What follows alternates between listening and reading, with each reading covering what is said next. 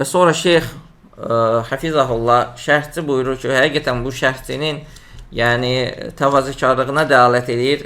Sələflər keçən dərslərimizdən birində gördüyümüz kimi, yəni sələflər etmədiyi şeylərə görə onlar tərifləməyi sevməzdilər və bu onların təvazökarlıqlarındandır ki, deyir ki, şeyx Hafizahullah buyurur ki,